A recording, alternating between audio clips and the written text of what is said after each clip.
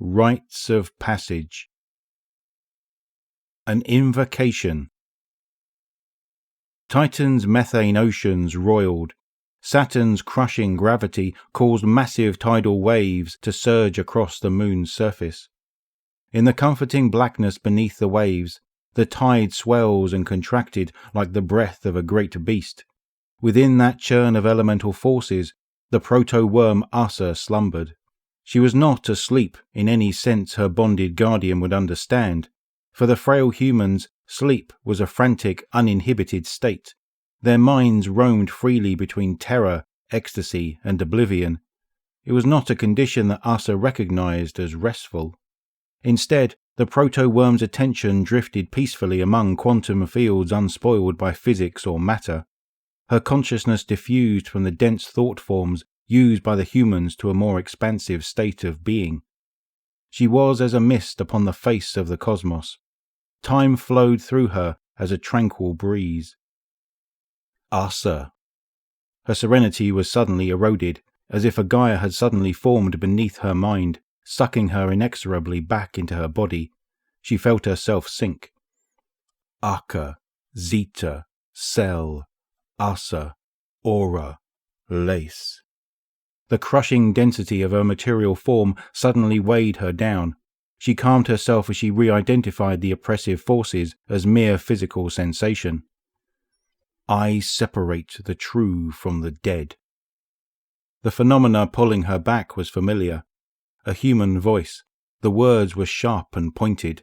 They smelled of putrefaction, despair, violence.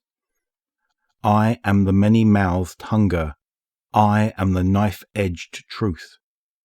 The voice grew stronger, like a saprophytic fungus blossoming on a carcass.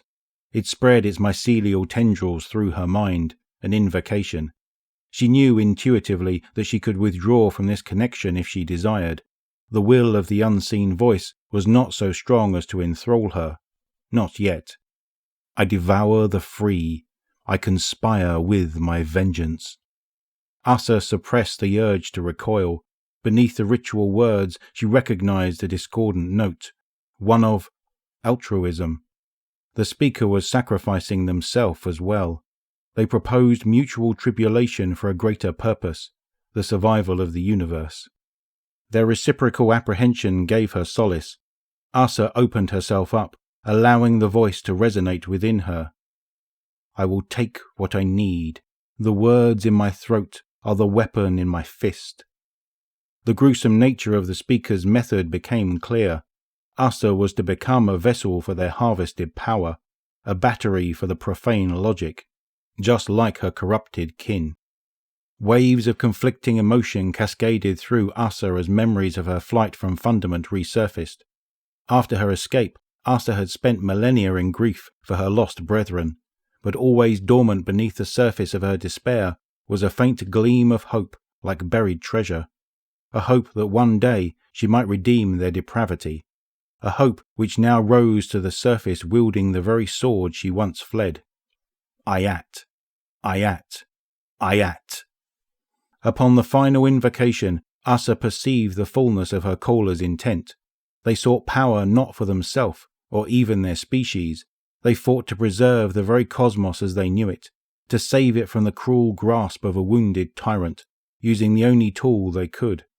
The proto-worm imagined the universe swelling and contracting like the tides, beyond the reckoning of any one being. When moved by such swells, one could only accept their impetus, making of them the best one could. From her bonding with Sloane, Asa knew this was what humans called fate.